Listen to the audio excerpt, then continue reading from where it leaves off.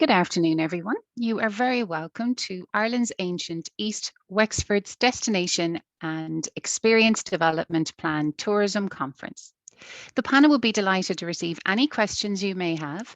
Please use the Q&A feature located at the bottom of your PC or laptop screen. If you're using an iPad, you will find this feature located at the top of your screen. Without further ado, I will now hand you over to Mark O'Connell of Replicon Consulting. Thank you. Good afternoon, everybody. You're all very welcome to the Wexford DEDP Tourism Conference. My name is Mark O'Connell from Replicon Consulting, and we're working with the Ireland's Ancient East team with Fáilte Ireland to develop this new plan for Wexford. In a few moments, I'm going to bring you through some of the details about the Destination Experience Plan, or we refer to it as a DEDP. But before that, we just have some basic housekeeping to attend to. So I'm just going to share my screen and I bring you through some of the GDPR elements that we need to refer to just at the very outset.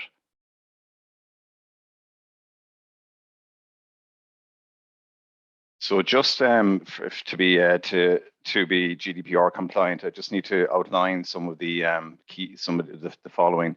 This session will be recorded and shared with others. Please ensure that you do not share any of your own private information or any commercially sensitive information. If you choose to turn on your camera, please ensure there are no other persons in your household or background environment are visible. If you do not want to be involved in this event recording, we request that you add a note in the chat box and then leave the meeting. We will then send you a link to the recording after the session has finished. You can ask Fáilte Ireland at any time to stop using this event recording if it features you, in which case it will not be shared in the future, but this does not apply to recordings already distributed, if any. So just very quickly to today's agenda, very shortly I'll introduce Brian Flynn, Head of Ireland's Ancient East, and then we're going to listen to Professor Terry Stevens, who will bring us through future tourism trends and international best practice, and a couple of case studies that relate very much to the Wexford destination. Then we go to Denmark and listen to Klaus Rex, and then we'll invite Misha Novik from Slovenia to share her experiences in terms of experience development. At the end of the three speakers, we'll have a Q&A. So there's a Q&A function on the on your screen. So we'd invite you to submit any questions that you may have for any of the speakers. So without any further ado, I'm going to invite Brian Flynn, Head of Ireland's Ancient East, to say a couple of words. Thanks very much, Mark. Good afternoon, everybody, and thanks a million for taking time out of your busy schedules to join us here on the start of what we believe will be a very exciting journey for Wexford. I'm conscious just at the outset of the current tourism environment in which we're meeting today off the back of an unprecedented 2 years with restrictions on the movement of people and ongoing uncertainty remaining a continuous challenge. I'm particularly conscious also of the difficult Christmas period that many of you on the call are facing into. So the focus of Fáilte Ireland is very much on recovery at present, but we also need to balance that with to progress the development agenda to ensure that our destinations are primed when the domestic and international market does return, to ensure that the offering within Wexford is motivational for visitors in the long term. So to that effect, we've been working on the development of a Destination Experience Development Plan, or a DEDP, as you'll hear for short. This essentially is a 5-year sustainable tourism development plan for a destination, being Wexford. It'll build upon all the great work done to date, so it's not starting from scratch. Not least Wexford County Council, Visit Wexford, Chambers of Commerce, community groups, festival organisers, as well as other state bodies, but importantly the private sector and you as our industry as well. So as I said, it's not to start from scratch, but for a destination to work well together and to work for the visitor, there's a huge amount that's necessary from various bodies. So this DEDP will capture the proposed development priority projects that are either visitor focused or even touch off the visitor or improve what the visitor offering is in one plan to maximize their potential of success over the next 5 years. These projects, what we call it, organized into what we call an experience development framework, essentially, which is an action plan, which all stakeholders in the destination can work towards achieving. I think this is even more important. The well-networked and coordinated destinations even more important now in a post-COVID world. So the aims of the plan, largely speaking, are to motivate visitors to stay, to travel, and obviously to spend money, to extend the tourism season and disperse visitors around the destination to essentially slow them down and increase the dwell time. But through this plan, we'll identify the projects that will make the biggest difference, and in so foster sustainable tourism development within Wexford. But ultimate goal really is to generate an economic return for the area from tourism. The importance of this plan, it's important to stress that this is a strong investment and a statement of intent from Fáilte Ireland in Wexford, and its potential for tourism growth that it has. But the strategic importance, I suppose, of putting this together in a plan shouldn't be underestimated either. Fáilte Ireland, I suppose, approach destination development in a way where it's predicated on a couple of key considerations. We know, like, destinations within Ireland's ancient East, they're not homogenous. They are all quite different and have a different offering. They're also different in terms of their maturity or stage of maturity from a tourism development perspective. This means that kind of tourism development plans must be nuanced to reflect those needs and the growth opportunities within each destination in order for the region to succeed. So destination is shaped, as I mentioned, by the thinking and the actions of many different stakeholders who are serving different needs, different target audiences. So a shared vision is required to join all that up to really maximize the success at the level of the destination. So tangentially, we're working on finalizing our 5-year regional tourism strategy for Ireland's ancient East at the moment. That'll be finalized early next year. But that'll map out a 10-year vision for the overall region with specific objectives to grow tourism throughout the region over the 5-year plan. So this DEDP for Wexford will form a 5-year detailed action plan to which those regional strategic objectives can be met from a Wexford point of view, and how we orientate ourselves at the destination level to ensure that we're succeeding at the level of the region. So this plan will become a strategic tourism strategy for Wexford. It's the plan that will be sought by all levels of government, other departments, etc., as well as the private sector. So its success is critical in prioritizing those investments in key strategic projects and identifying the areas of focus for all of the industry to get behind, so we can increase that economic impact that I mentioned at the outset from tourism in Wexford. So I just really want to encourage you all to participate in the development of this plan, because the success of it, we've done this elsewhere, and the success of the plan at the end of it really does depend on the buy-in and the adoption from all of those involved in tourism within the destination. So if you can't see yourself in the plan, it'll be very difficult for you to kind of support it. So that's why the voice of everybody is very important at the outset as we move into the stakeholder engagement process. So look, I'd just like to, before I finish up, just to thank the international experts who joined us today to kickstart this stakeholder engagement process. We're very lucky to be joined by Professor Terry Stevens, Klaus Rex, and Misha Novak.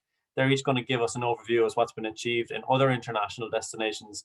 But importantly, these destinations share similar characteristics to Wexford, have similar geographies or attributes, and also face similar challenges in terms of destination development. This will hopefully get the kind of creative juices flowing out there as we kind of engage with you in this process over the coming weeks and months. So look, with that, I'd like to just thank you all for taking the time out, and again, thank our panel of experts for joining us. And Mark, I might hand back over to you. Thanks very much, Brian. What I plan to do just before we introduce the international speakers is to bring you through some of the process behind the plan itself, so that you get an understanding of what's involved and the overall objective. So and where you will input next in terms of the consultation phase. As Brian, just building on what Brian had said, I mean, it's about the economics of tourism here. It's about attracting visitors into Wexford. Is trying to encourage them to stay that bit longer and get the extra bed night, but to make sure that Wexford is appealing to the domestic and the international visitor, that we can start working towards extending the season, but also more importantly, that the benefit of tourism is spread across the county, that the visitors will be dispersed across the destination, and that it does generate that sustainable economic return for the area. Like any other plan, it's very much built on a strengths-based approach. So we will identify the key projects that will make a difference in terms of both the recovery, but also then the longer term growth. The plan itself, it builds on a number of plans that are already in motion: the Ancient Destination Experience Development Plan, the DEDP, and also the Thoroughbred Country Plan for Kildare and Tipperary. So they're already in motion, and they follow a very successful template in terms of identifying the key strategic development pillars. In other words, building on the strengths of Wexford, but also then identifying what would be the projects that will really make the long-term difference here. So projects that the industry and the stakeholders of the agencies can all get behind, that can actually make a difference and will resonate in the international marketplace. So as Brian mentioned, at the core, this is an action plan. It's an action plan that makes it, certainly very different to an awful lot of plans that might be developed, but it's very much geared on specific timelines. It's about having the name of a stakeholder or someone responsible for the delivery of projects right down beside the plan. So it becomes very much an action plan. It will guide future investment. It will guide future development. It will guide the ability to bring people through future capacity and skills training. So it becomes really a real focal point here. So the whole purpose of today is really to bring you through the process here, but also to make sure that you feel the opportunity to engage with us on the consultation phase, because as Brian referred to there, it really is, it's about making the plan work for yourselves. So you need to see yourself in that plan, and for it to make a sustainable difference for your business, for your community, and for the wider destination. The process itself, we're already well engaged in terms of the process, and completed product audit, international benchmarking, mystery shopping in the area. But also then we did some visitor sentiment research, interviewing people in the destination, obviously domestic visitors, and just to get a sense of what their feedback is on Wexford as a place to visit. And we asked visitors, would they recommend Wexford as a place to visit? 8.4%, 8.4 was the average score on a scale of 1 to 10. So you can see already it is achieving a lot in terms of a high level of recommendation. But also then the likelihood of return visits. So of the visitors, the domestic visitors that were there, demonstrated a huge capacity to return, with 46% said they were very likely to return to Wexford, and 38% likely. And I suppose more significantly, the number of people who said they were very unlikely or unlikely was practically zero. So this represents the beginning of the stakeholder consultation phase. So after this, we will issue a survey, but also then invite people to submit their projects and an opportunity to sit down and chat to people around the opportunities that exist around Wexford. So we effectively will, and I'll bring you through that, I suppose, after we've listened to the international speakers. But I'd just like to remind you at this stage, really just about the Q&A function on the, so if there are any questions that you have in relation to perhaps even the process, or any of the issues or ideas that the international speakers prompt, we'd ask you to input them into the Q&A, and then at the end of the presentations, we'll host those questions. So after today, I will return to that in a little while. So for now, it's over to the international speakers, and our first speaker is Professor Terry Stevens, and Terry's a long-term friend of ours and of Irish tourism, and he's been involved in a large number of DEDPs and other strategic projects going back as far as the 80s, and he is recognised internationally as one of the leading industry experts and destination development consultants. He's consulted in over 250 destinations in 70 countries. He has won many prestigious international awards and accolades for his project work, and is well published in the area of destination development. So I'd like to welcome Terry, and who will bring us through some international best practice thinking and the case studies. Terry. Good, thank you very much indeed, Mark, and good afternoon, everybody. And hopefully you can see the shared screen. Well, my brief this afternoon is to introduce you to some international benchmarking and look at some of the critical success factors behind the success at a number of other destinations. In order to identify the competitor set, we looked at a number of criteria. Brian alluded to this at the start, that we needed to look at places that had broadly similar characteristics to Wexford as a town and as a county and a wider destination. So looking at places of comparable size from a demographic point of view, both in terms of the urban centre and the wider rural area, destinations that were either waterfront or estuarine or on a river, the importance of the main urban area having a historic core, yet at the same time retaining a historic link to being a working port or a harbour. There needed to have been strong synergy and collaboration and relationships linking the urban centre and the wider hinterland, coastal and rural. We wanted places where there had been recent regeneration success, and within that regeneration, some identifiable key elements leading to transformation. We felt it important that tourism was critical to the success of wider activity in the region. So going beyond the touristic into contributing to cultural, social, education, and broader economic regeneration. There needed to have been successful development of events and unique experiences. Innovation was regarded as being important, and the destination needed to be well managed. So with that in mind, we built up a list of a number of destinations. You can see them here, but what I really would like you to concentrate on are Koper in Slovenia, Alesund in Norway, Rovinj in Croatia, and the Bas region is worth looking at as well. And we're also going to be looking at Aalborg in Denmark this afternoon. Just in terms of some trends, well, you know, we are all fully aware of the devastation caused by COVID. But one of the things that COVID has done is to expose the emptiness of destination slogans and the often silliness of destination branding, whilst at the same time amplifying the importance of how a destination behaves and manages its reputation. And so reputation has grown in importance in a destination, and so too has the importance of differentiation. Look, as you look to the future vision of Wexford as a destination, really take on board the idea that dull is a really crowded marketplace, that we're drowning in a sea of sameness in tourism. And the challenge to you will be to find the difference. You know, we've spent our time fretting about the new normal throughout the pandemic, whereas we should really now be focusing upon the new extraordinary. The pandemic has precipitated scientific advancement, it's championed innovation, and it's ushered in a new age of collaboration, challenge, and accelerated change. So bear that in mind.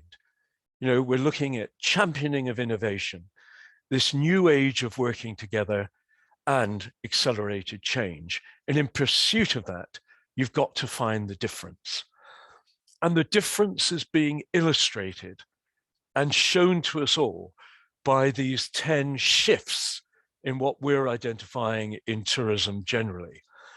So I'm just going to share these with you, and I really would like you to think about their implications on the way you think about the future of tourism in Wexford in the future.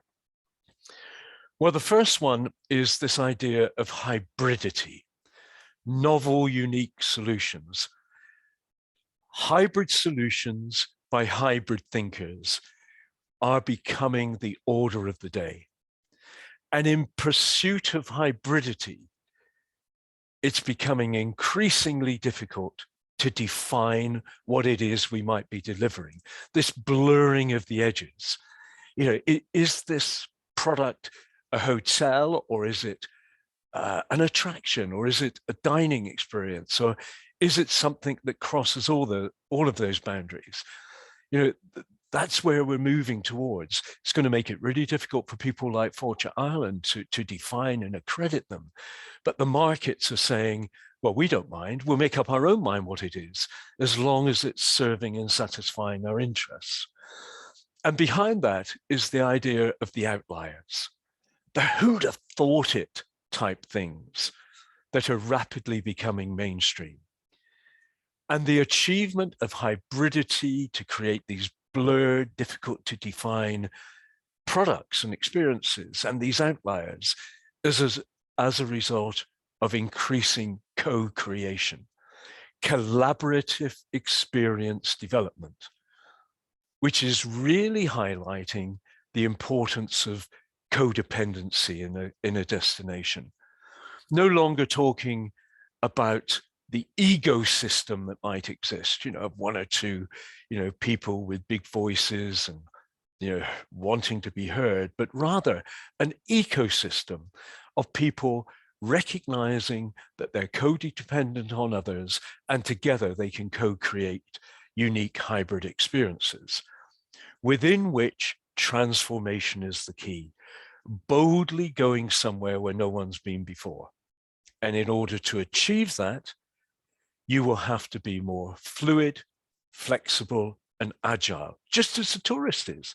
The tourist is becoming much more fluid and flexible and agile, which is a kind of elasticity in how you go about your work. We're certainly going to find new uses for old assets, so the idea of repurposing. I think we're going to see that people's talent may be more important than skills or expertise. So for example, I may be a really, really good chef, but actually I'm really interested in wine, and I run my own community wine club. So therefore, I'm also a sommelier. So maybe I'm more useful to you as a sommelier as I am a chef. Or I might be a really good fiddle player, and I'd be better off you using my talent as a fiddle player rather than as a night porter in a hotel, say. And underpinning all of this, we're recalibrating the value, both real and perceived, of our experiences. So specifically, we're going to look at Copa, Alison, and Robin. Misha Novak is going to talk about Copa in detail in a minute. I'm quickly going to look at Alison in Norway and Robin, and Klaus Rex from Denmark is going to talk about what is happening in destinations in Denmark. So Copa, Misha, this is where Copa is, and here's a picture of Copa, and it's in Slovenia. And as Misha will tell you, Slovenia only has a 45-kilometer coastline. But what is happening there, I believe, is hugely relevant. Alesund in Norway, it's on that west coast. It's a good 6-hour drive from Bergen. But we're going to have a look at the role that Alesund is playing in its wider destination. And then I'm going to spend a little bit of time talking about Robin, which is actually only about 40, 50 minutes from Copa, but is doing things in an interesting, slightly different way to what Slovenia is doing. And then Klaus is going to talk about Aalborg and Denmark. So some core concepts that run across these benchmark destinations. Well, the first one I'd highlight to you is the fact that the urban center in these places is acting both as a gateway and as a hub for the destination. The urban center is very often the expression of the positioning of the whole destination, and is certainly the driver of innovation. Across these destinations, I think you will hear stories of a unified approach to destination management. The destinations sit comfortably with local heroes and local products, but at the same time, think internationally, work internationally. And finally, as a core concept, the strength of local supply chains, especially in food and drink, but in a way that allows local heroes within the supply chains to work with international brands. So for Wexford, some of these benchmarks. Well, let me begin with Alesund and Sunnmøre, which its destination, its hinterland, a rural hinterland, is a gateway to one of Norway's national scenic routes for tourists. Now, this is quite a radical approach at bringing a destination together, but it works. Norway has identified 18 national scenic routes, and the one centered upon Alesund and the rural destination and hinterland of Alesund is one of these 18. Alesund is one of the most visited sites for tourists to Norway. It's Art Nouveau town, and it is this starting point of an exploration of UNESCO World Heritage Sites, of the Geiranger Fjord, various other major attractions within the rural area. It's positioned as a backdrop to a Nordic fairy tale with a modern twist. The main fjord is one of the jewels of the Norwegian fjords. The setting of the town is extraordinarily beautiful, and the city has developed a range of festivals, giving it year-round appeal. So here it is, and you see the fjords that run out from Alesund, and I particularly want you to look at the way in which Alesund connects with Geiranger. So here we have the town.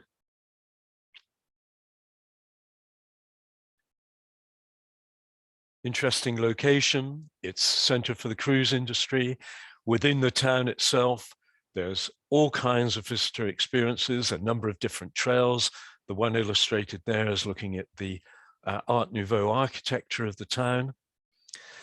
A range of hotels linking Art Nouveau architecture with more ancient forms of architecture, with modern contemporary hotels. So this is a real bed night, high number of beds starting point to the wider region. It's also a destination in its own right.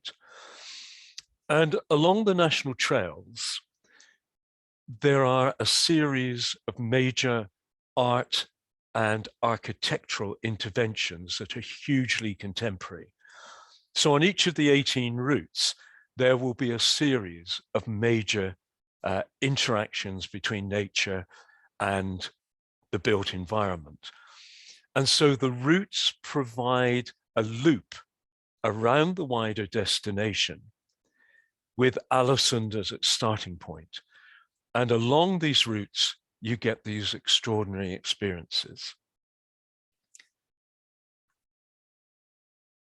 And associated with these are reasons around which private sector can take the initiative.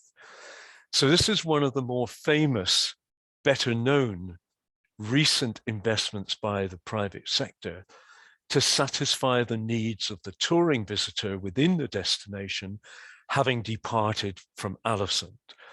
So this is the Duvet Landscape Hotel, a family farm that has advanced and grown its appeal. So the old farmhouse is a communal restaurant. Here you see the daughter who now runs the farm.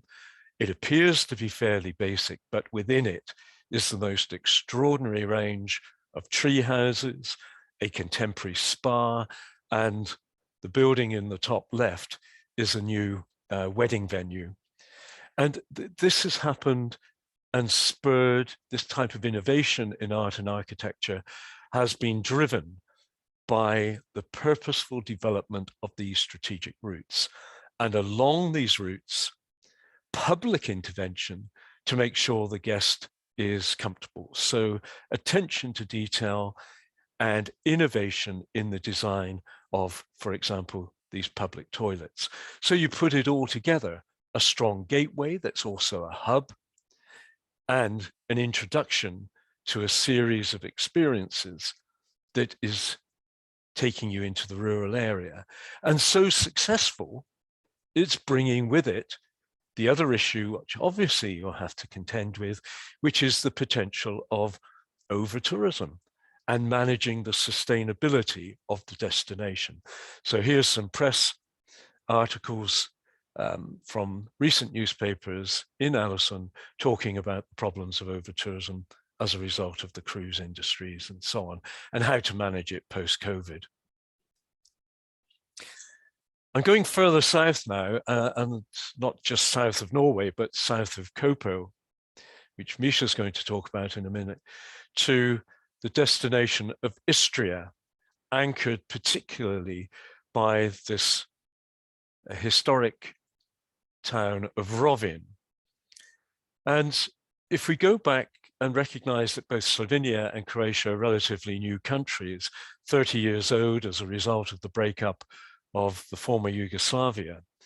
And at the time of the breakup, this area of Croatia, this peninsula that you see in the picture on the right, lost 95% of its rural population. So in the post-Yugoslav era, the public sector has not only had to rebuild tourism, but had to rebuild agriculture and had to rebuild the fortunes of some 240 villages. And tourism was part of that solution. The positioning was very clear, that there was a desire to make this destination globally recognized as a high-value lifestyle destination, to succeed in activating and nurturing natural and cultural values, and to become highly competitive and sustainable in moving forward. So Istria looked at these various scenarios, what they would mean and what the implications were. And the scenario they chose was scenario 3, qualitative growth, value added, an Istrian system of tourist experiences, looking at middle and higher class guests and extending the season. So with that in mind, they set about exploring what the unique propositions were, the points of difference within the various villages and communities that made up this destination. And you can see here some of the thinking that was taking place in how you could actually work within that vision and together identify a particular role for the communities. And this is what we've ended up with. It's a destination where food and drink has been at the heart of the revival of the entire economy, with the identification of food and drink produce that could go global and win global awards, thus demonstrating an international recognition around which one could build the identity and the appeal of the area. So the regeneration of these wonderful hill villages, the use of truffles as part of the storytelling, olive oil winning world-class awards, and the development of world-class wines. And it's the intersection of that local supply chain together with an environment that is allowing innovation, which sees local companies doing this type of thing. Now, this isn't the answer for everywhere. And I can tell you that these types of innovative, expensive investments in hotels is married by a similar investment in small scale village products, village hotels, farm tourism, agri-tourism. But there's certainly a spirit of innovation and boldness. So these are pictures of 4 different hotels, all owned by a local hotel company headquartered in Mestre. It's a multi-discipline company. It was born out of the tobacco industry, but they're now firmly in the hospitality sector. So design hotels, the 3-pronged hotel in the right is a new family hotel. And the picture in the bottom left is the recently opened, as in 2021, the Grand Park Hotel in Rovin. So an environment where local tradition and culture, together with local food and drink, thrives in an environment that is supportive of investment of local companies wishing to enter the hospitality sector. And I'm just going to use this story here as a way of illustrating how Istria brought these elements together. So during the Civil War 30 odd years ago, the fishing boats of Rovin were destroyed. They're called La Batana. And part of the revival of this destination as a whole began by the building or the rebuilding of these iconic small fishing boats. So one is built every year on the streets of Robin for the visitors and the community to see being built. And then there's a celebration of the launching of these boats. And now there are over 20 of these boats. It's resurrected the fishing industry. It's helped resurrect the restaurants and the fish restaurants in particular of the town. And as a visitor, you can now sail with the fishermen and get a completely unique story of La Batana in and around the town of Robin. And they have been bold enough to pursue some remarkable events. So the hotel group, the Maestra Hotel Group, sponsors a whole series of events, including the Robin Beach Polo Cup, now part of the international round robin of polo competitions. Red Bull has been persuaded to take its aerobatics competitions and displays to Robin. And the main picture here is the Roman amphitheatre in Pula, which has now become a venue for ice hockey in August, the hottest month of the year in Croatia, where they invite Croatian ice hockey teams to play in front of full houses in an amphitheatre against American Ice Hockey League teams. And the recent announcement from Istria's DMO is the signing up of these partners. The DMO realized that an awful lot of their market was German, and the biggest town in Bavaria, their nearest market, was Bayern Munich, FC Bayern Munich. And FC Bayern Munich, with 70 million social media followers, was likely to talk to more people than Istria's social media could do. So Istria's social media partner is FC Bayern Munich. Its car hire fleet and the cars used by Maestra Hotels is a partnership with BMW. The electric bike hire scheme is a partnership with Bosch, and the five-star hotels have done a partnership arrangement with Hering of Berlin, which is a fine porcelain provider. So a bold, brave, innovative step to sign up international brands as strategic tourism partners. So if we put those things together, this is what I'm seeing.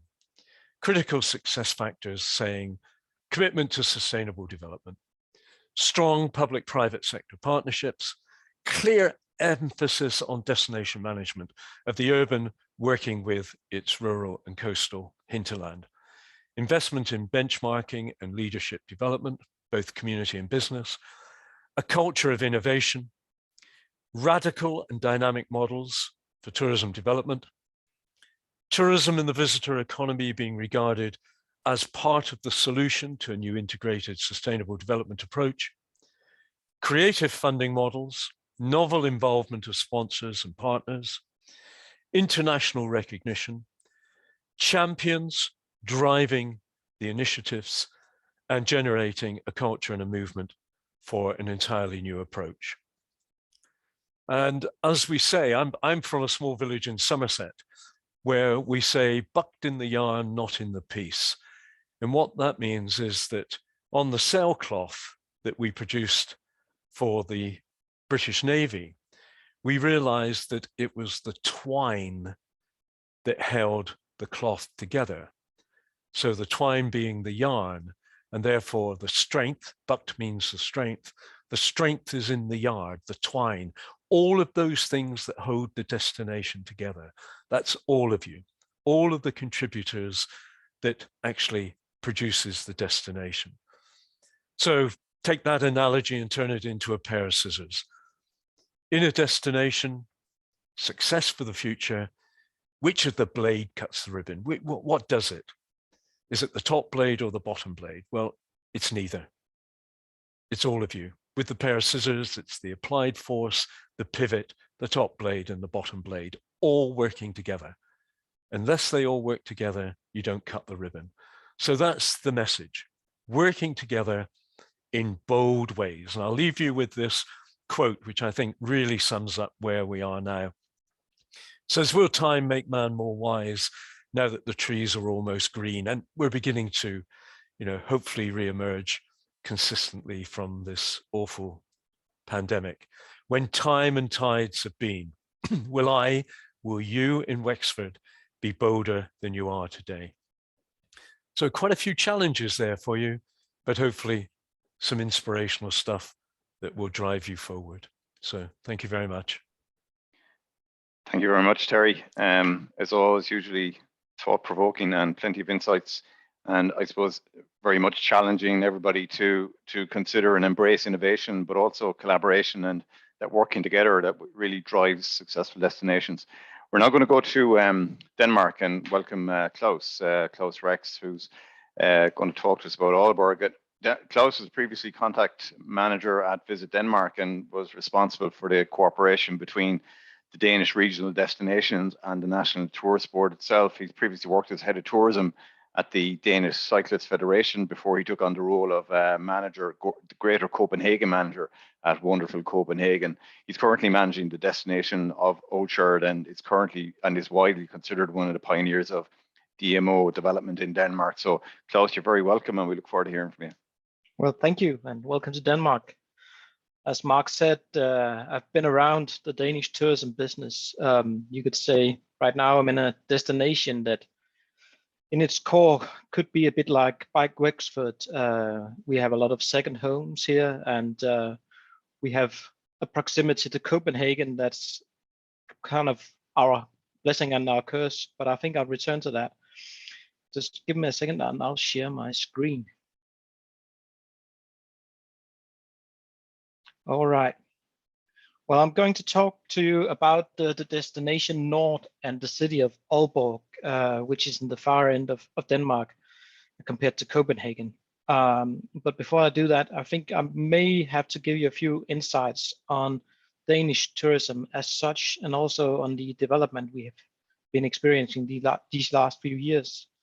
You could say we've had 2 rounds of regeneration, one being shifting from a near market-based tourism until a cities and gastronomy architecture-based tourism, and the other, of course, being tuning ourselves to the reality we face now after COVID-19. Basically, you could say that if you look at Denmark, we have a traditional summer house product, like the one you see in the picture. We have loads of those, and all summer they're occupied by Germans and Norwegians and Swedes on near markets, and for years that was our core product. Then these last 20 years or something like that, we've had some city tourism, first of all in Copenhagen, now Aarhus and Aalborg are following. And as you can see, when we talk about the regeneration and the need for regeneration, in 2019, 15% of all overnight stays were in the cities, and 71 was coastal and nature tourism, which basically means summer houses, camping, or staying at the countryside. And in 2020, the number for the cities were actually down to 8%. So you could say we really lost our near markets and our international markets in the cities, whereas coastal tourism really experienced growth and had some success, both in 2020 and now in 21. We are facing record-breaking years each year for coastal tourism, because Denmark is perceived as being a safe destination right now. If you look at the map I have here, that's actually quite a new situation for Denmark.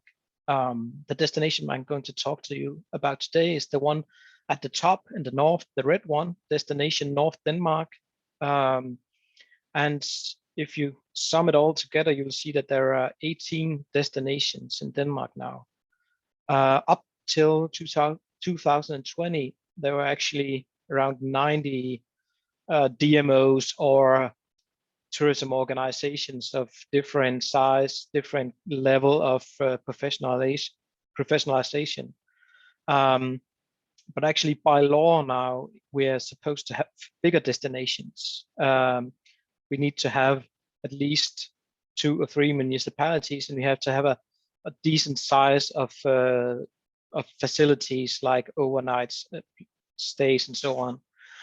So we're in quite a new situation, and those are almost all new destinations, new DMOs working in new ways. And you could say it has been difficult, of course, to join together all of these municipalities, but at the same time, I think this is actually the reason we are recovering so fast from the COVID situation. A bit of history, just going back to 93. The reason I mentioned that year is because that was, well, up until 2018, 93 was the best year for Danish tourism ever. And that was the summer houses. They were full. Whereas Copenhagen went bankrupt in 93, in the city of Aalborg that I returned to, the shipyard closed down. And you could say from that day on, the decline started in coastal and nature tourism, and the growth in city tourism started. It also meant that we weakened our position on the near markets, but at the same time started building relationships with the overseas markets and people flying in because of the airports. So it's been a key, and you can say it's a funny thing that right now we're actually back to being a nature and coast-based destination as a country, which looks more like 93. And so you could say the development we have to go through may be a bit of the same, but I hope this time will be a bit faster. In order to develop everything that's going on around tourism not based in cities, and when I talk about cities, we actually only have 4 cities in Denmark, being Copenhagen, Aarhus, Odense, and Aalborg. But for each of our efforts, we have a national company. So we could say this is the Danish Nature and Coastal Tourism Development Company. We also have a cities company and a MICE company that are all hosted nationally and trying to tie together the development of tourism in Denmark. So for Danish Tourism, Coastal Tourism Development Company, they have a focus on innovation, data analysis, entrepreneurship, and sustainability. So you could say each of all of those new destinations I just presented to you actually can find the support for their own work in this company, meaning that we don't all of us need to hire a data analyst, or we don't all have to make our own programs for entrepreneurship. That's a national job. And we try to turn nature into business because traditionally, and that's one of the things I return to, we see that people that visit cities spend so much more money than people staying in the countryside. When you look at the success of Denmark these last few years, we talk about the sea level, meaning you try to see an iceberg for you. So first of all, you could say we succeeded in creating mention and recognition in international media. For example, Monaco or New York Times, Copenhagen being mentioned as city of the year every second year now for the last 20 years. So we really got some branding there. We've been building new events, international events. We have strategies for city life, deregulation of nightlife, the ability to put markets into the city squares and so on. We created places to hang out, and we've been working with bike infrastructure and so on. But that's only what you see in the tourism perspective. If you look at what's below, we've been doing a lot of new constructions in our cities. We've had a strong focus on infrastructure. For example, the airports that are crucial to international tourism, better roads. We have made some urban renewal because we had a lot of cities that were run down. We're working on urban gardening and green cities, and we've been working on waste management. And I think those are all key to creating cities that actually can attract visitors from abroad. But back to our case here. As you could see, Aalborg and destination North Denmark are placed quite a long way from Copenhagen. We're at the far end of the country, which means young people leaving to go and live in Copenhagen or Aarhus. A lot of industries that have been closing down, and population that it's getting older and older. So plenty of challenges, you could say, but at the same time, a lot of nature, quite a strong city in Aalborg, and some interesting historic monuments as well.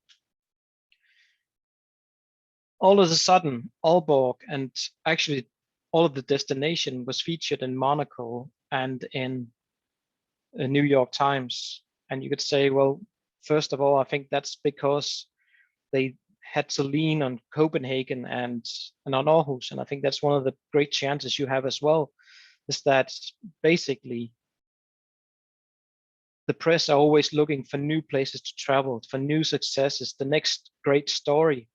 So if you have some great content, you're actually you're doing quite good. And you could say, if you look at what's happening in Dublin, there might be some stories that you can actually lean on when the international media is looking for the next great story. As I mentioned, with data analysis and the development going on, we also have a national effort to attract international press and to put stories in the arms of the international press. So you could say this is a joint effort between the destination and Visit Denmark, and basically also wonderful Copenhagen, who's also supporting the other cities of Denmark. Just to give you an overview, the destination, it has one city and several towns. You can see a few of them mentioned here. I myself grew up in Frederikshavn, one of them mentioned here. Another famous one, at least on our near market, is Skagen, which is an old fishing village attracting loads of guests every year. There are a lot of beaches, a lot of summer houses, 2.3 million overnight stays, and it's become a pretty big destination. It's 120 kilometers from end to end. So it's a very wide product. You got everything going here, from cruise ships in Skagen and in Aalborg, onto congresses, mice. You got people staying in summer houses. You got beaches. You got culture. You got people walking, hiking, and so on. So it's really a broad product they offer up there. Aalborg itself is an old town. It's lying on the fjord side, and if you had to cross the fjord side 1,000 years ago, Aalborg was the easiest place to do it. Actually, it still is today. So you could say this, as Terry mentioned, is definitely the gateway to the destination. There's everything from Viking heritage, Middle Age, a city center, loads of industrial buildings from the 18th and 19th century. And up until the 70s and 80s, it was an industrial town. When I grew up, it was dirty, a bit slummed. There were a lot of places you didn't really want to go, and it was run down. And you could say, when the industries started closing down, they realized that they needed to do something. So they actually created the University of Aalborg. And that's been a driver for attracting and keeping talent in the area, and also making Aalborg a place that young people wanted to live. So you could say, actually, it's a bit unusual with a guy like me, because I went to university in Aarhus, whereas most of the people I grew up with actually only went to Aalborg. And you could say the people that went to Aalborg stayed in northern Jutland. So it's a way of attracting talent, keeping talent. And at the same time, a small university like that one depended very much on working on the local community. So they basically demand that whenever you, it's mostly engineers. So when you're an engineer, you actually have to spend some time in a local company as part of your education, which also make recruitment quite easy for people. At the same time, they build a congress center, and of course, the mix of a congress center and a university makes it possible for us to attract some quite interesting knowledge organizations from around the world. Just to mention a few of the other towns and harbors, you could say in Aalborg, Frederikshavn, and Skagen, they've all been old industrial fishing towns and cities. There are a lot of industrial buildings that are being restored these years. We've been building harbor baths. You could say that's hugely inspired by Copenhagen, but it's with a local touch. So you could say we always lean on the Danish brand, the things that attract people to Copenhagen, and see how can we do this in a local way to scale it in a different way. So we're still a part of the Danish brand, but we do it locally. 3 of the harbors that have hosted the tall ship races and the likes of it, and we've been building bicycle infrastructure in all of those towns. The challenges that Aalborg has been facing is that Aarhus and Copenhagen were taking the growth in Denmark and also taking on all the attraction from abroad. You could say it's difficult when somebody's in Monaco and you've got only a limited budget to make yourself known in the world. Also, parts of the destination was really run down. It needed heavy investments.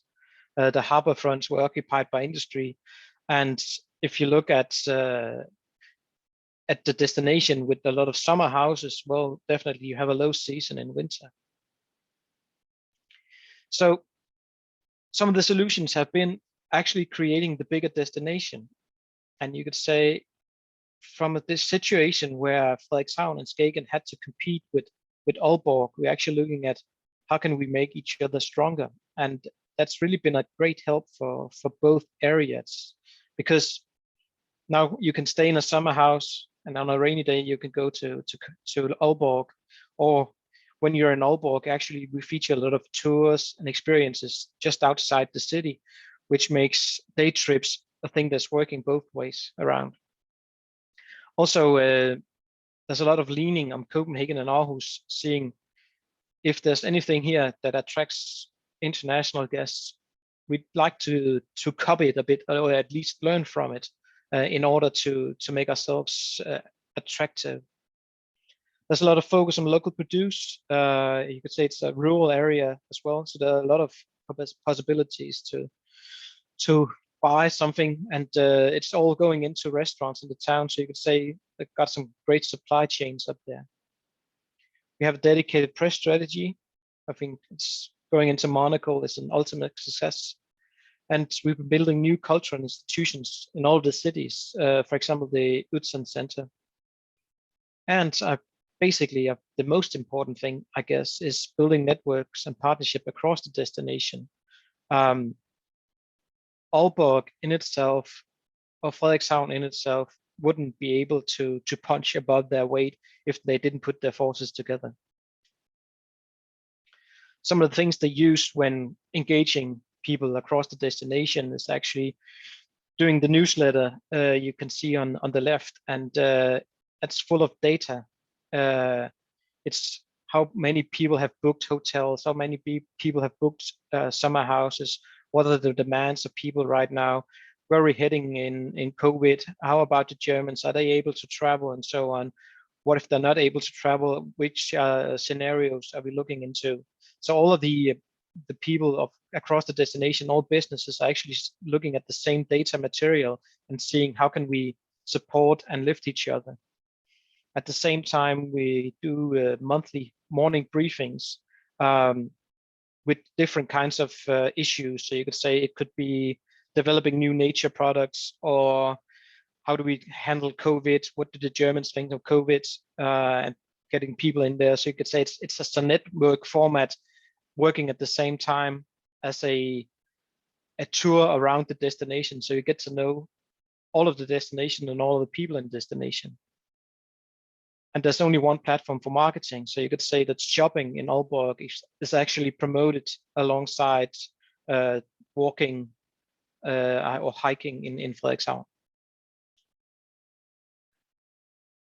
Just a picture here to give you a feeling of what Skagen is like. It's a very traditional old fishing village, hugely popular in summer and dead in winter. But actually now they can do small events during winter, do music festivals, and actually have people staying in the hotels in Aalborg who still profit from what is going on in Skagen. So it's a way of creating year-round tourism.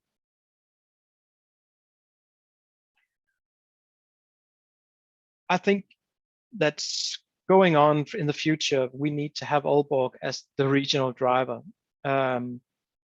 If you want to access this destination, you have to go via an airport. There's only an airport in Aalborg. The highway goes through Aalborg. The train goes through Aalborg. So you can say you need to cross Aalborg to get to destination north. At the same time, they're able to attract congresses and meetings that actually fill up hotels outside Aalborg as well. And because of the university and because of the close work between companies and the university, we are also able to invite people into businesses. So you can say we can do some really interesting business meetings there. Aalborg is attracting talents. Aalborg is the center of the food scene, and you can go there on a rainy day. A few other things, we've been working with events and experiences across the destinations. I would just mention Tordenskjoldsdag, which is a Renaissance festival in Frederikshavn, or the rubber camp here in Rebild Forest, south of Aalborg, where you can actually live as a robber in the 1800th century. So those are things actually attracting people to use all of the destination. The last important issue is sustainability. I think if you look at Denmark as such, we are trying to promote ourselves as being a safe destination and a sustainable destination. We're working on a lot of different things here, but one of the things that actually I think is important is that we're trying to get all our destinations to be green tourism organizations. And that's the next level for us, trying to look at the implications of our tourism, and every time we do anything, try to see how can we do this better. And definitely dispersing is one of the main drivers here for also making diverse, interesting destinations. Just a few inspiring pictures here from, for example, the graffiti walls in Aalborg. Just a way to get great pictures into international media. And then more important is the management of the destination. As you can see, there's only one DMO here, even though it's a huge area. And the understanding of one destination, the understanding that we all depend on each other, and making this visible via data analysis is absolutely core. I would also say that there's no way that this destination could succeed without the network with Visit Denmark, but also actually wonderful Copenhagen and Visit Aarhus. And I think we're so lucky that back before COVID, wonderful Copenhagen was actually trying to figure out how to handle over tourism and started sending people to Aarhus and Aalborg. And right now it's actually a band of brothers trying to regenerate. Then there's strong networks within Congress, gastro development and marketing.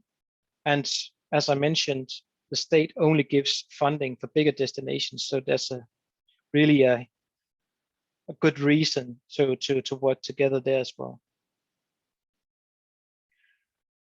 Key takeaways. Well, I would say lean on your bigger brothers and sisters. If you want to be visible, you need to lean on somebody who's already visible. You need to look at what's attracting people to your area, to your country. Exploit the strong brand nation you have. Ireland and Dublin are really famous international brands. Make your destination bigger. Get to know your future partners.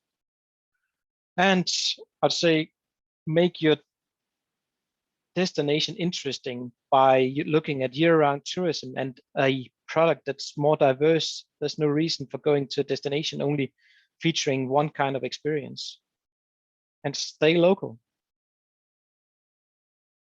Well, I think that was about my time. Thank you. Thank you very much, Klaus. Certainly, judging by the number of questions that are coming in, you certainly stirred a lot of interest among the audience, and obviously some key messages there around networking and collaboration and the ability to be quite open in terms of how people work together. So thank you, and we'll hear from Klaus very shortly again in the Q&A. Just to remind you, the Q&A function there, if you want to ask Klaus, Terry, or Misha any questions, we'll have a dedicated Q&A session at the very end. So we move from Denmark to Slovenia now, and we welcome Misha Novak. Misha is a director with Aloha's boutique tourism consulting firm based in Slovenia. She's also the co-founder of the non-profit institute Good Place, the factory for sustainable tourism. Misha, she previously worked as a strategic project manager for the Slovenian Tourist Board and was responsible for implementing the new organization model for Slovenian tourism. She was responsible also for launching the Big Idea communication platform for the country's I Feel Slovenia My Way brand, which many people might be familiar with, as well as developing the platform for accelerating and certifying authentic Slovene visitor experience. So, Misha, you're very welcome. We look forward to hearing from you.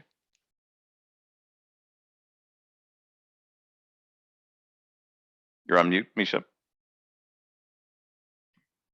Greetings from Slovenia. I hope you can now hear me. I'm happy and it's my pleasure to be with you. I will be sharing with you the case of Koper, or the transformation of Koper, one of Slovenian coastal cities that has already been briefly introduced by Terry. I will take you very briefly through Slovenia to understand where Slovenia and Istria, with the 4 coastal destinations, are. Then I will also explain why we chose Koper, and then explain the 10 milestone in the transformation of Koper, and share at the end some key learnings. Just briefly about Slovenia in the heart of Europe. The country with a very clear and very clearly communicated vision among all stakeholders, green boutique destination for 5-star experiences. We just started the process to prepare a new the new Slovenian strategy, but this vision is going to be taken further, just a little bit more focus, we believe. The basis of everything that Slovenia has been working on in the last 10 years or so is the green philosophy of Slovenian tourism, based on the fact that Slovenia is really green and really has strong green facts. But it's not enough to be able to promote green and feel green, but we need to develop it as in a sustainable way. So we developed the green scheme of Slovenian tourism, which is now, after 6 years of really active work, a very widely implemented throughout of Slovenia. We have like 80 certified destinations, which make for more than 80% of overnight stays in Slovenia happen in a destination with a Slovenia green brand, either platinum, gold, silver or bronze, and more than 90 tourism providers. It's a global criteria. It's based on global criteria for sustainable destination management and internationally recognized eco certificates for accommodation. Just a brief insight that how we actually position and market Slovenia. It's the only country in Europe where 4 distinct geographical worlds meet: the Alps, the Mediterranean, the Pannonian plain, and the karst. And we transformed the 4 distinct geographical areas into 4 tourist regions of Slovenia. These are Alpine Slovenia, Ljubljana in central Slovenia, in the very center with the capital. In the east is the thermal Pannonian Slovenia with the health resorts. And today we will be talking about the Mediterranean and karst Slovenia. So for each of these 4 macro destinations, in the last strategy, we defined partners, destinations, and the process have been a little bit different in Slovenia that Klaus has just explained and presented about Denmark. We used to have 12 regions or 12 destinations, but it just didn't work. So we transformed this into 4 cluster. It's like product cluster experience regions, but the partners are identified at the local level, 35 altogether. So in the Alpine Slovenia, we have like 11, and then in Mediterranean and Car Slovenia 8, 10 in Pannonian, and 6 in the Ljubljana in central Slovenia. So today I will be talking about, as already said, the coastal area with the 4 municipalities, Portorož and Piran, Isola, Koper and Ankaran. You can see them there in red. So the region is actually comprised of 2 distinct geographical words. It's the coast, so-called Slovenian Istria. We have already heard today and learned about Rovinj, which is a part of Croatian Istria, but we also have Istria, the peninsula. It's up in the north, it's the Slovenian Istria. And the other part of the region is the karst, with the famous Postojna cave and the underground world. So we'll be concentrating on a very little dot there at the bottom, just a map to position Slovenia, to have this idea that it's bordering Italy on the west, and Croatia on the south, with a very small entrance to the coast, actually only 42, sometimes 46, sometimes 47 kilometers, but it's 46 somehow. I just want to share with you that this red line, it's the way from where you come from Ljubljana, from the inland, from the center of Slovenia. And first you get to Koper, that we will be talking about today. And you can see that Italy is just across over there, across the Trieste Gulf. And then you come to Isola, to Piran and Portorož, and then you go towards Croatia. So also the waters, the Slovenian waters, the entrance to the open seas is rather small, but it's an important part of Slovenian tourism. A very interesting description of what Slovenian coast is all about is by Lonely Planet. It says Slovenia has just 47 kilometers of coastline on the Adriatic Sea, but it certainly makes the most of it. 3 seaside towns, Koper, with its medieval core, Isola, known for its good restaurants, and glorious Piran, are full of important Venetian Gothic architecture and have clean beaches, boats for rent, and rollicking bars. That said, the coast is overbuilt and jammed with tourists from May to September. If you're looking for solitude, head for the hinterland to the south or east, where Slovenia's Istria is still goes about its daily life. And this is what actually Koper is about. It's not packed, it's not full of people, and it has this vast hinterland we will see. A lot of green spaces actually in these 46 kilometers of Slovenian coast that maybe you might just not expect. Just some really quick statistics in Slovenia. I'm talking now about 2019, like the last normal year.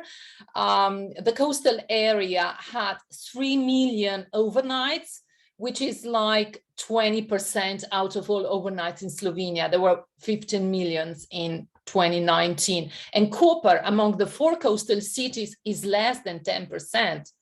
The whole coast has like 30,000 beds.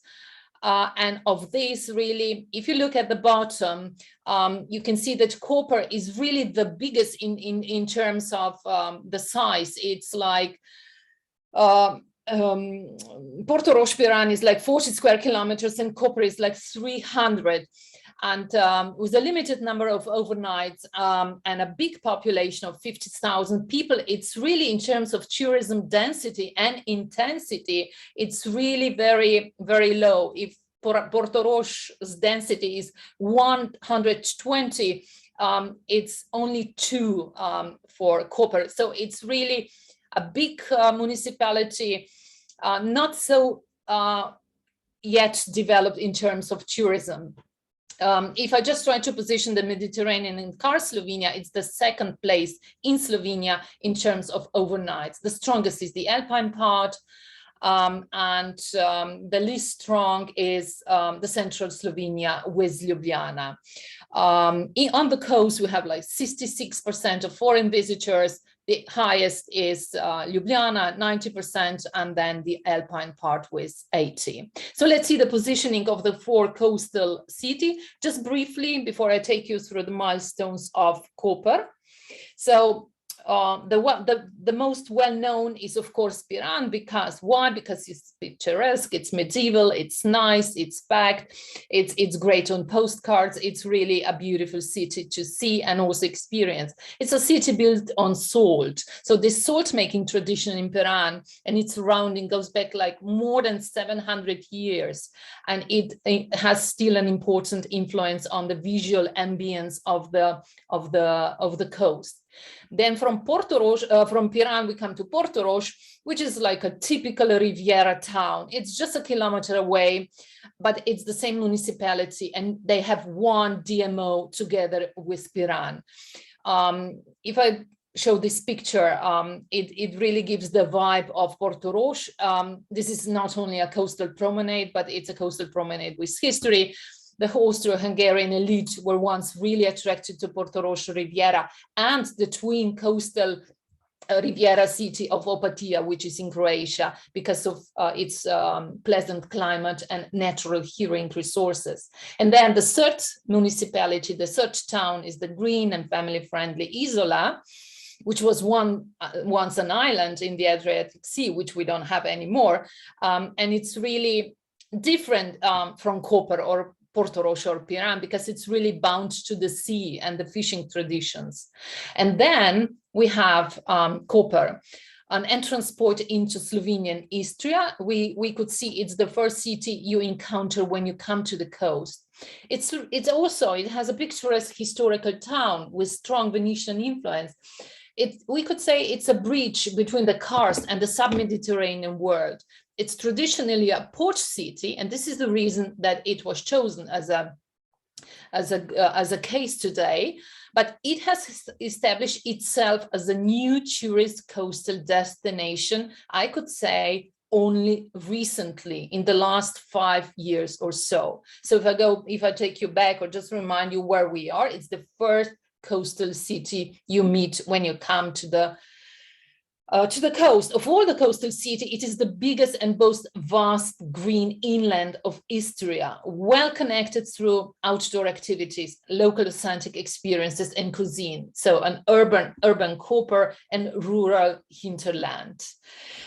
I will just read a piece from the media. It's Slovenian media, but hand to heart, the port of Koper has never convinced visitors with its beaches, much less with the landscape of rusty cargo ships. But in recent years, it has invested heavily in the development and renovation of the center, including the infamous palm trees.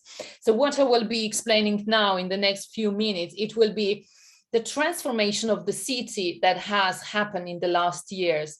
I'm mentioning these palm trees because they are kind of remnant of an era which was an important area in transformation of Koper, and it was marked by a very prominent and headstrong, I would say, mayor, Boris Popovic, who in a way pushed, and is all these changes that happened in a relatively short period were due to him. A very similar process was done simultaneously in Ljubljana, the capital, by another headstrong mayor, if I may use these words. And why infamous palms? Because these palms are not authentic vegetation.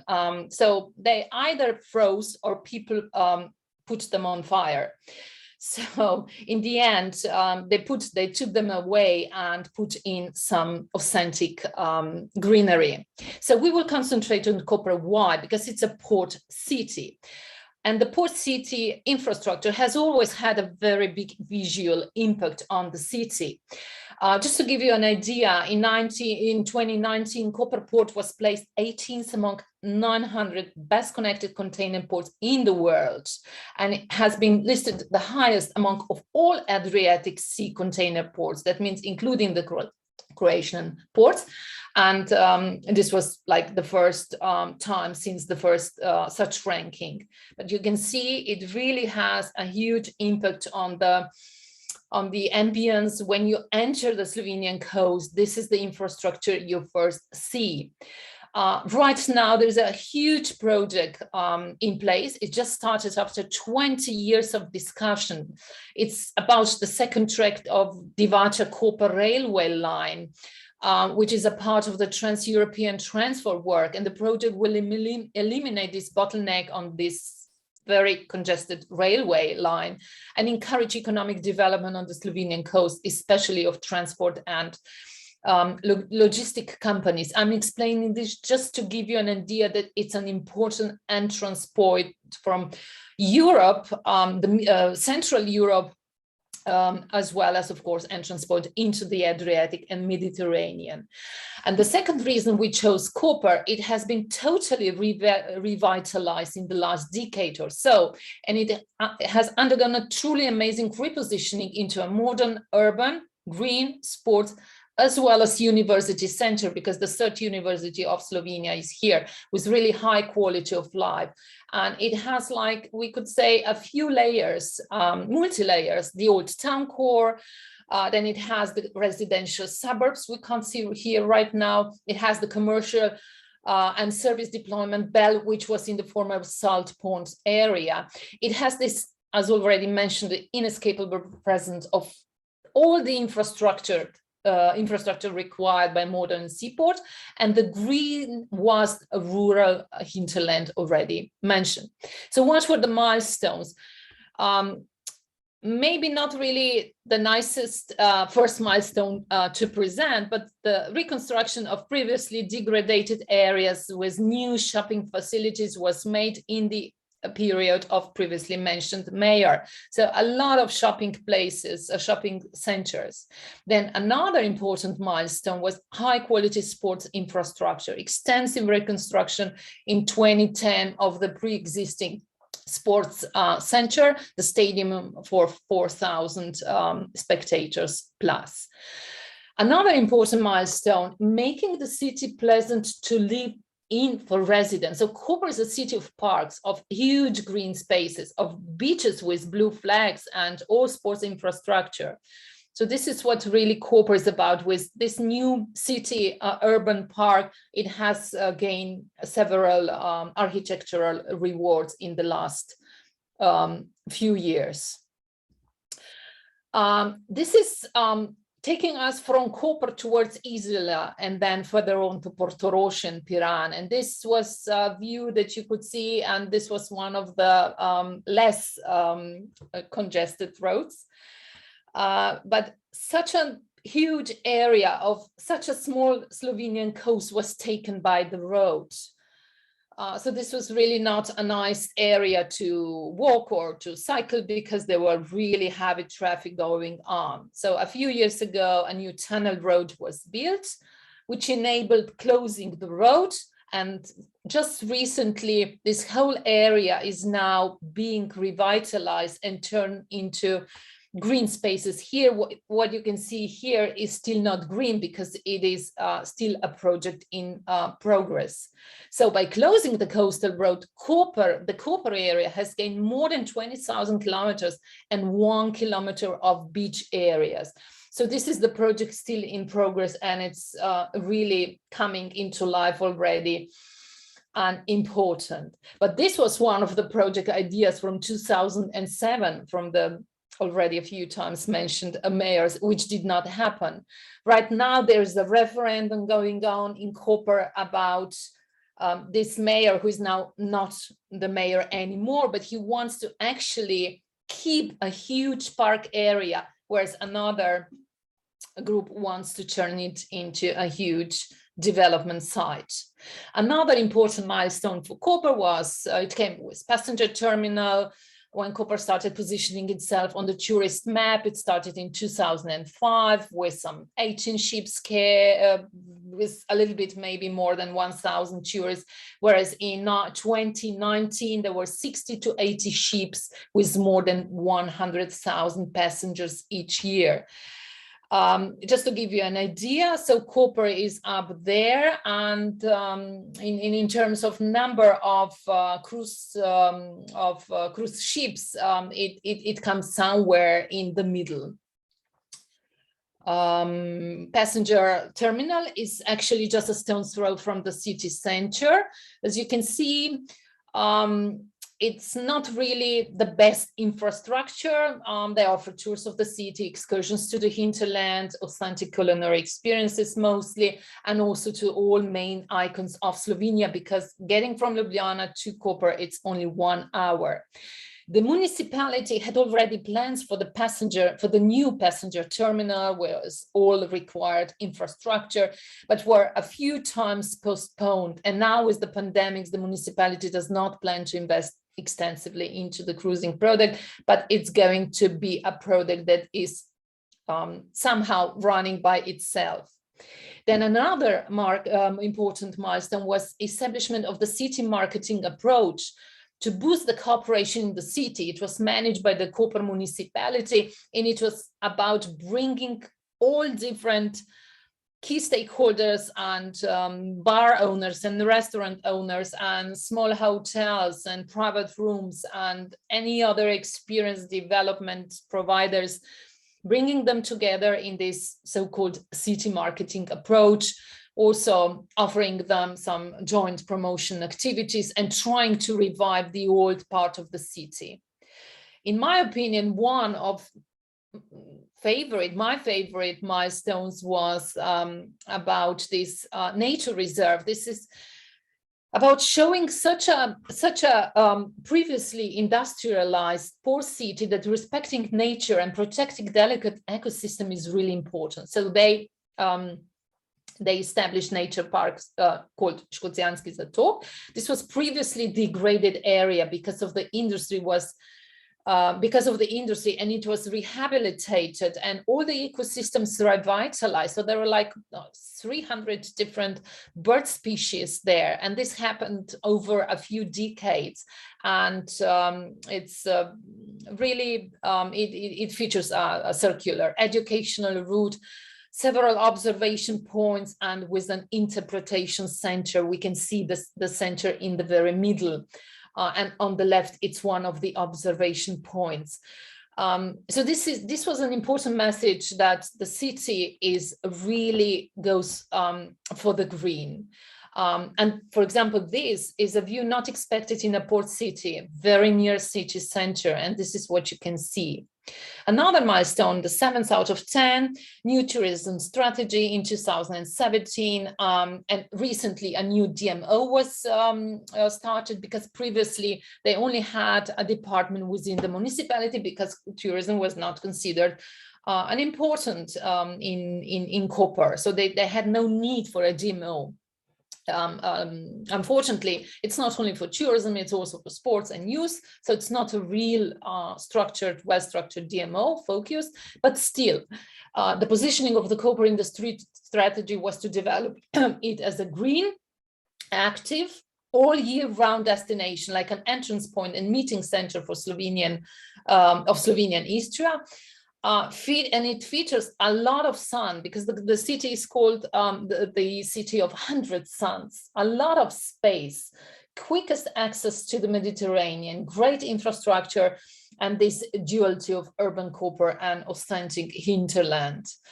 And then the destination Koper, as well as other coastal towns, started developing a number of authentic local experiences. This is one of the Slovenian unique experiences from Koper. It's about going on a journey to learn about the olive oil. But it's not only about bringing forward the must-see cultural heritage points in the hinterland. This is a very famous church in the hinterland of Koper, but it's really developing like experiences like truffles hunting and cooking and tasting, fish picnics, gourmet olive tours. It's about a little bit more experiential experiences like Be a Brave Night in Piran, tours with a vintage car. What else? Of course, with families going and having a morning and one of the tourist farms, a Slovenia unique certified experience. Fonda Fish Garden, which is really a very special story about growing the best brass sea bass in the world, and so on. And then another important milestone was that a new brand was developed just last year to bring together the 4 coastal cities of Koper, Portorož, Piran, Izola, and Ankaran. Love Istria. So it's not, the brand is not called Slovenian Istria, but Love Istria. Love because Slovenia has the word love in it, and to differentiate it from Croatian Istria. A new important milestone is now, a project is now being developed. It's a new outdoor sports park to open in hinterland of Koper in a few years. And it's going to serve as an info center and entrance point into the hinterland, and also as an outdoor center for outdoor sports. Koper is a top world-class climbing destination. It has some of the best climbing challenges in the world, they say. So it will be about tours, about renting equipment, climbing, and so on. And another milestone, it has just happened, really, it's really new, that they became a Slovenia Green Gold destination. Just briefly to come to an end, just to give a small idea of what the top products and USPs of the Slovenian coast are. It's Portorož with life-class hotels, which boast the biggest and most comprehensive wellness and spa centers in Europe in one place. That's what they claim. Then we have 2 nature parks, the Sečovlje and Strunjan salt pans, with, of course, experiences there. Portorož is next to Ljubljana, biggest congress destination. All 4 destinations have well-marked biking and hiking trails. The trails that we can see at the back are from Piran. And of course, top cuisine, wines, and authentic gastronomic experiences. So not just fine dining. Koper has always been really kind of slow and not really competitive in accommodation facilities, but a newly renovated city hotel just opened this year.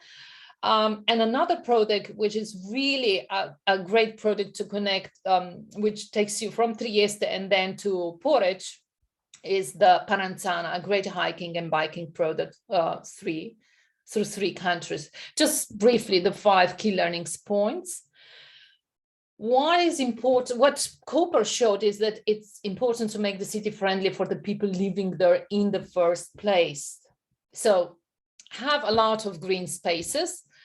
Try to avoid all those pressure for new construction sites, and really leave or revitalize a lot of green spaces.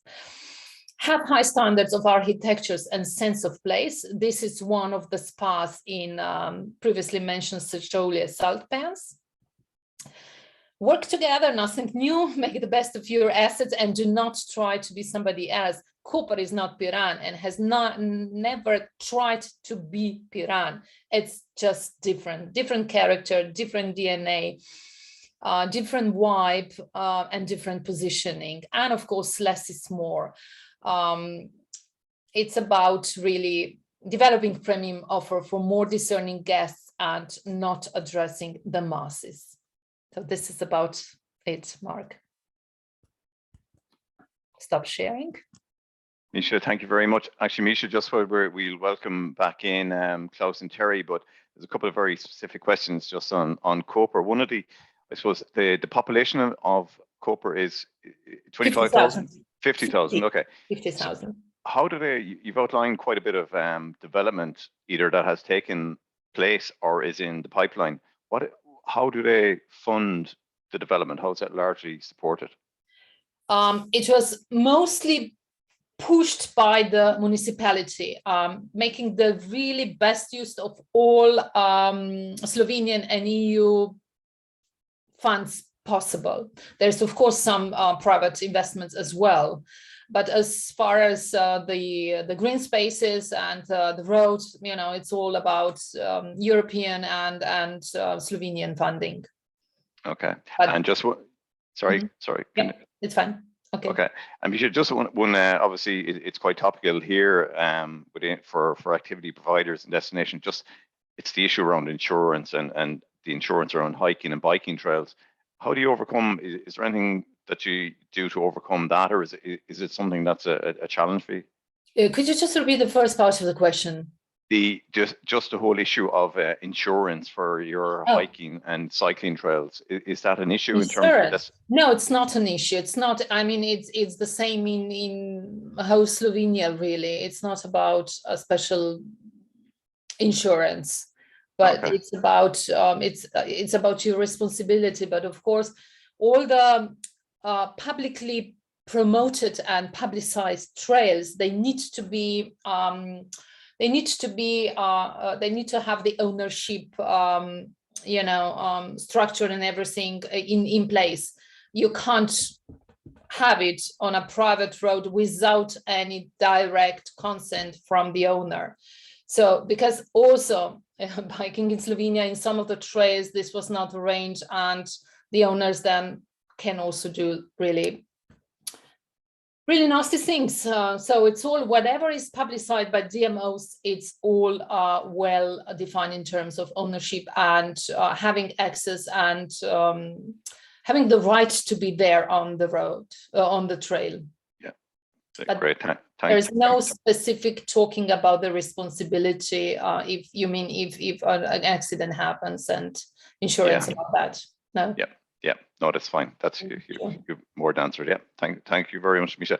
Just one question that's come in. Just it's I suppose motivating all the stakeholders to collaborate and network together in terms of what you've seen has worked really well in each of the destinations you spoke about. So maybe Klaus, could I start with you? Maybe just has there been any good examples of initiatives that have worked really well that have brought the stakeholders together to really start to build the destination and creating that scale that you referenced? Well, I would say that the morning briefings are actually the most single important thing. And you could say the DMO does a lot of recruitment before they put people in a room, and actually they try to figure out the topic, and actually also for people to create something that comes out of it afterwards. So I would say moving around the destination. So it's not in the DMO office, it's in the business's premises that they meet. So you could say you get to meet somebody, you get to work on something focused, and you do it every month.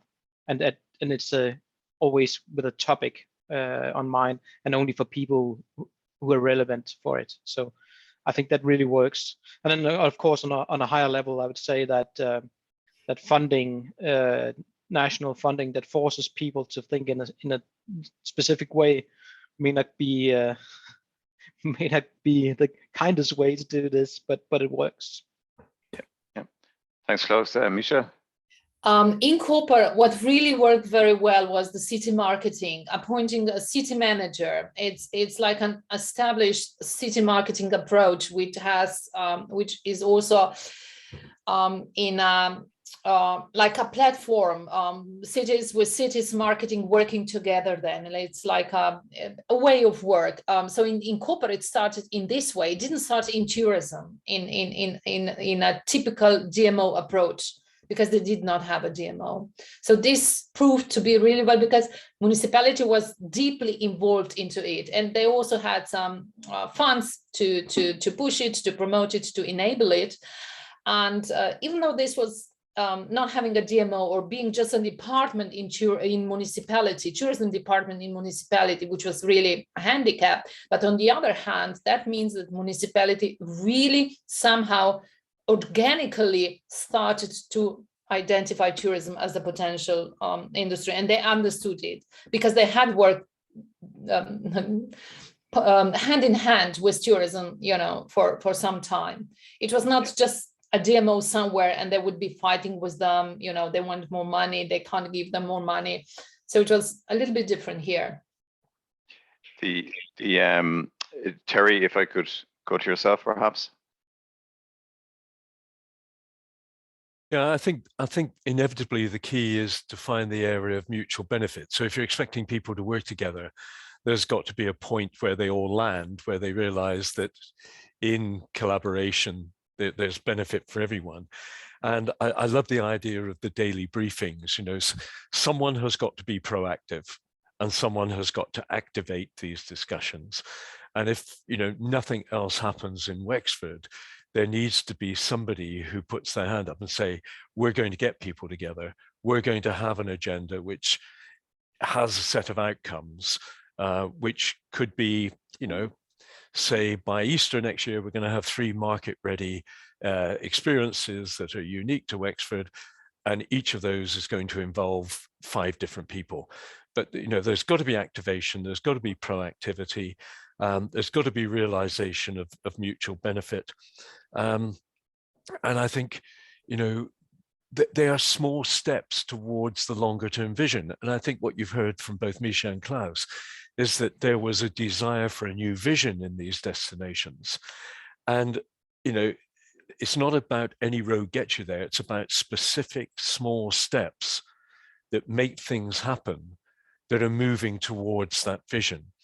And, that's what happened in Rovin and the Croatian side of Istria.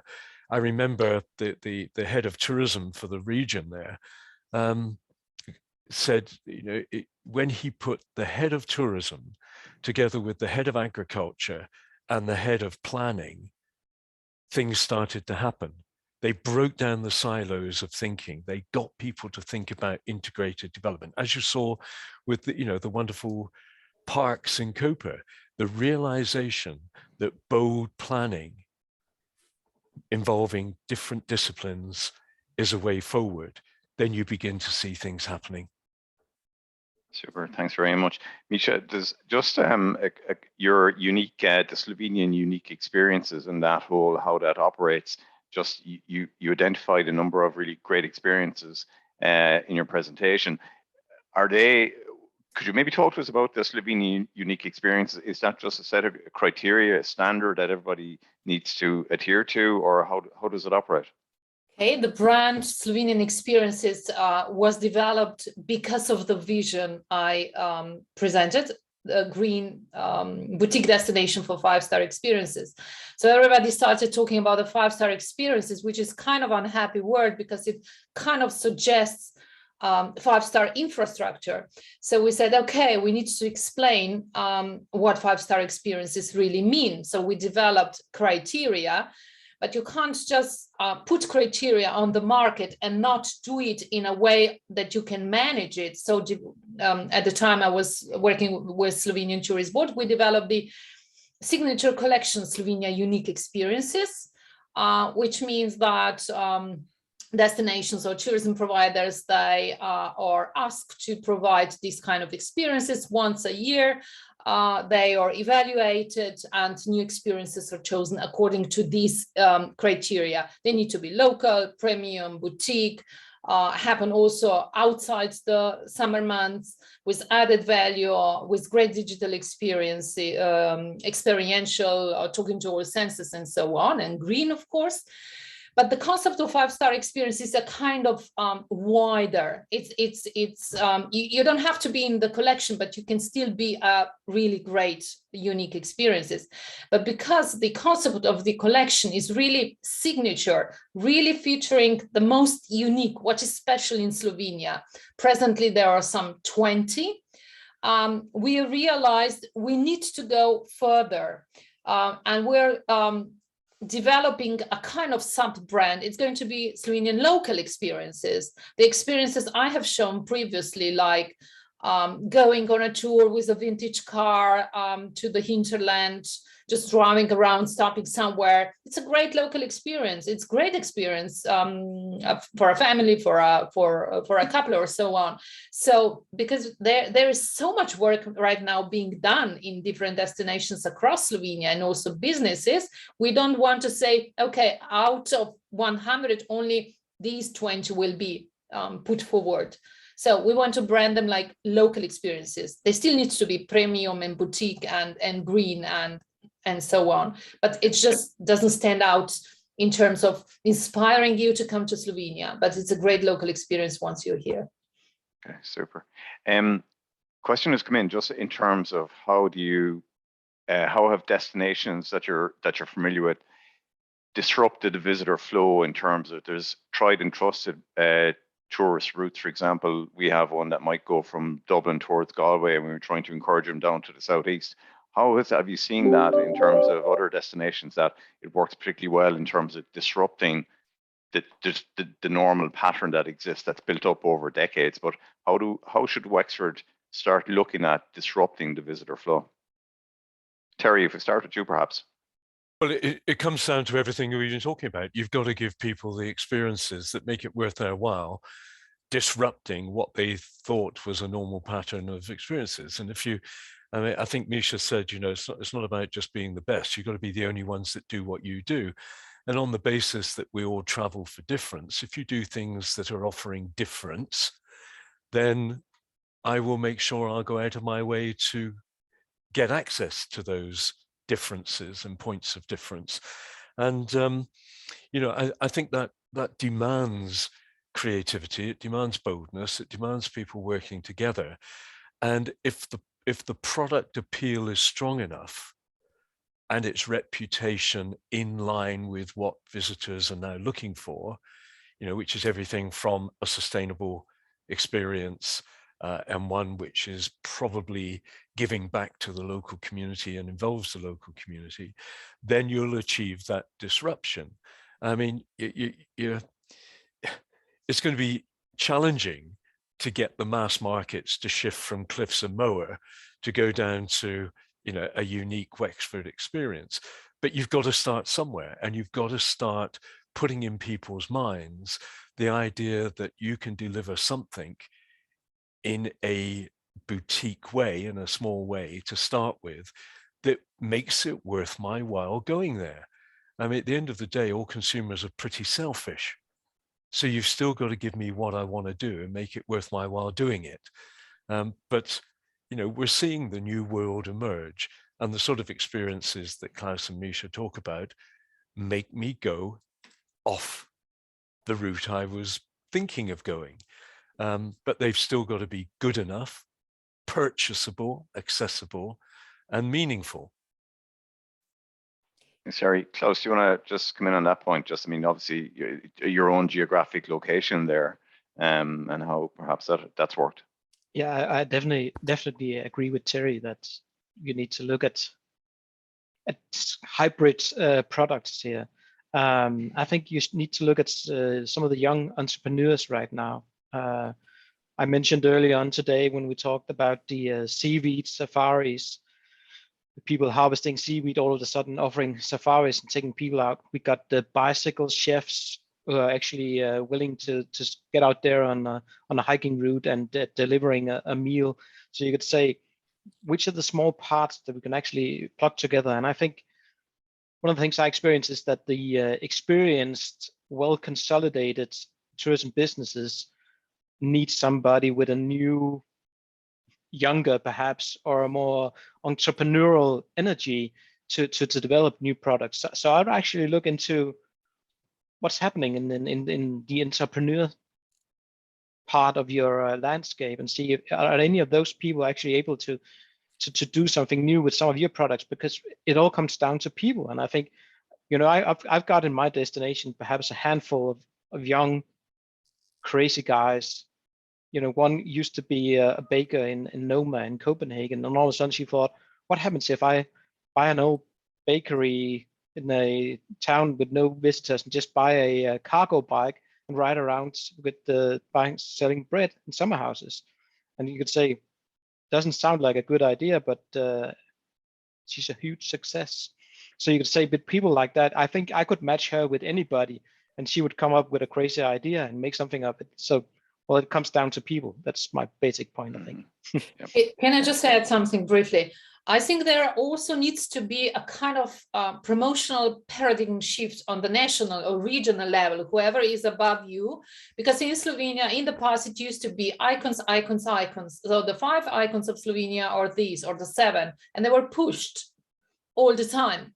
And there's a switch now about unique Slovenian experiences. It's not about pushing the icons anymore, because they are anywhere there. And they're already known and have no problems except for over tourism and so on. But and this is what the new communication platform, I Feel Slovenia My Way, also was about feeling Slovenia in your way through different unique experiences. I totally agree. I think I'd rather have 10 quirky products than one icon in my destination, because I think that it's the quirky products and it's the sum that builds up the destination. Yeah, there needs to be a critical mass, of course, but not icons. And you might want to go further. I mean, just go back to Croatian Istria. They defined a completely new product called a village hotel, in order to shift the way people thought about it. So village hotel, no more than 12 bedrooms, had to have a swimming pool, had to have a restaurant, and had to be in a village. And if you stayed there more than 3 nights, your second meal had to be taken in a restaurant somewhere else in the village. And it created a shift away from that coastline. So, don't be afraid to upscale some of these quote quirky ideas, because we're all about disruption now. Sorry, Klaus, a very quick question for you in terms of the Viking heritage of your region, and how do you embrace that, and how do you tap into it as part of the overall visitor experience? Well, if you look at Aalborg, there's an attraction called Lindholm Høje, which is a very big Viking burial site, and that's a huge attraction. And you could say it's also featured in a lot of the material, but I think at the same time, Aalborg is trying to balance it, because if they went all the way going into being the Viking city, they would actually be competing with a bit with Copenhagen, but also with Roskilde, with the museum. They got the Ribe with the Great Viking Center. So you could say actually they're not the one with the strongest Viking brand. So instead of focusing on Vikings alone, they're actually looking at what can we do with the Renaissance? What can we do with the Middle Age houses we have? What about our industrial heritage? So they're telling a story about a city of 1,000 years. Definitely, Vikings are quite important to some of the other destinations in Denmark, but it's always a balance, because there are also so many other stories. So I would say we wouldn't go for the Viking story alone. Super, thanks, Klaus. And Misha, I'm back to you just on the green. You mentioned that 80% of the bed nights are generated in destinations that are in under your green scheme. How could you tell us a small bit about your green scheme in terms of how is it something that everybody embraces, and even how people use that then for innovation around creating sustainable experiences for the visitor? Slovenia started to work on the sustainability 10 years ago through different random individual activities, but after like 3 years of work, we realized we need a joint platform which will unify everything we do towards more sustainable tourism. So the green scheme of Slovenian tourism was developed. It was done by a small group of us at Good Place that you have previously mentioned.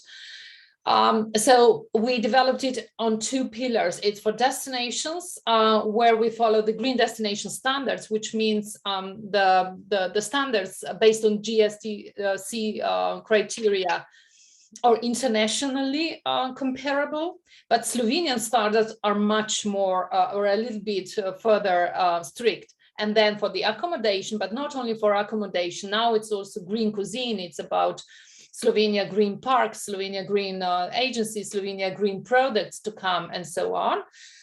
These were based on established eco signs like European Eco Label and Travel Life and so on, Green Key. And it's a national scheme which has been really greatly communicated and pushed and used by Slovenian Tourist Board, who is the owner of the scheme. And so each and every destination in Slovenia knows the scheme and has this ambition to become a Slovenia green destination. I might have given an under number. It's not, I think it's already 90% of the overnight stays now with Koper joining. And when Piran joins, because Portorož Piran is still not a member, then we will have like 100% of the overnights. They just have some issues. They're postponing the project. So it's like, it's high on the agenda, and now we are talking about taking it further. We're working on eliminating single-use plastic, to work more closely with local communities, upgrading sustainable tourism into regenerative tourism, and a lot of working on the digitalization of the scheme, and so on. So this is like it's in our DNA. If you're a serious DMO that wants to do something, you definitely want to take part in the green scheme. It's not a question, it's just a question of when. It's not a question of yes or no.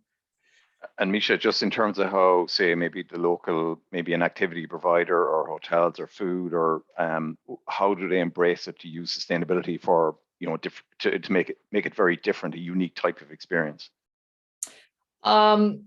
Well, for them, it's, even though we have nearly 100 different tourism providers in the scheme, it's still a way long to go to work towards sustainability in the either accommodation or visitor attraction or, you know, tourism provider area.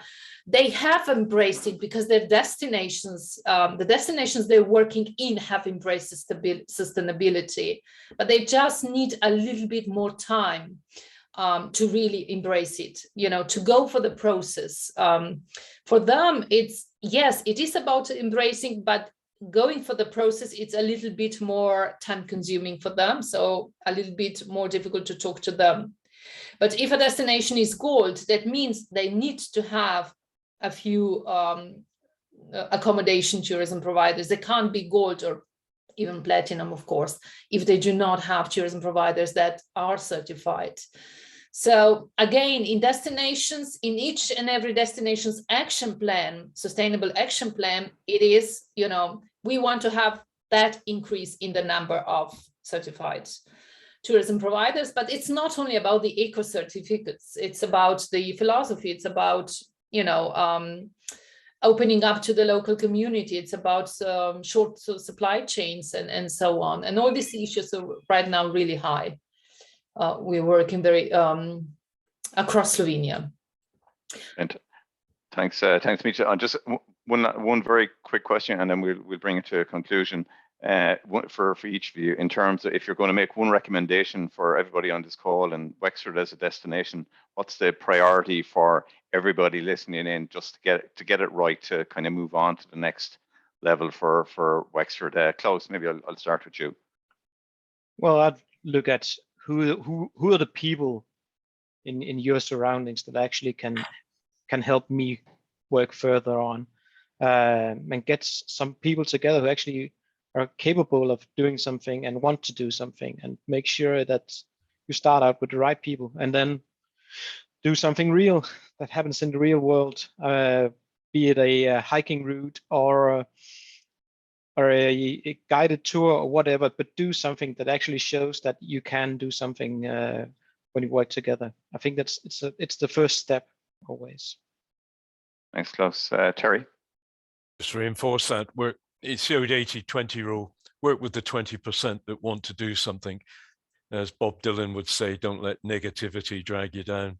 You know, work with those that want to do something, exactly as Klaus and indeed Misha is saying. Yes, and I would say bring them into, into one room or a table and talk to them. So motivate them, talk to them, listen to them, and try to do something. And it might be a small step, but one step takes you to another, and so on. So it's the same rule as Terry's. Yes. Great, thanks, Misha. I just want to thank you, each of you, Terry, Klaus, Misha, just for your time, your insights. It's been certainly provided us all with plenty of food for thought. As I mentioned earlier, the next phase of the plan development is the consultation phase, and this is really the opportunity for everybody in the industry to input into the process. And we really want to understand if there's any projects that you're involved in, if there is anything that you feel it represents an opportunity for the Wexford destination for us to consider. So within the next couple of days, we'll send out an industry survey, and we'll invite you to make your submission and to get into, and certainly feel free to get in touch with us if there are, as I say, any ideas or any projects that you're involved in that you feel would benefit from being considered within the context of the 5-year destination and experience development plan. So it's, as I say, it's vitally important that as many of you as possible will contribute to this. And finally, I'd just like to thank Brian, Mary, and Aileen and Marie, just in terms of facilitating this event.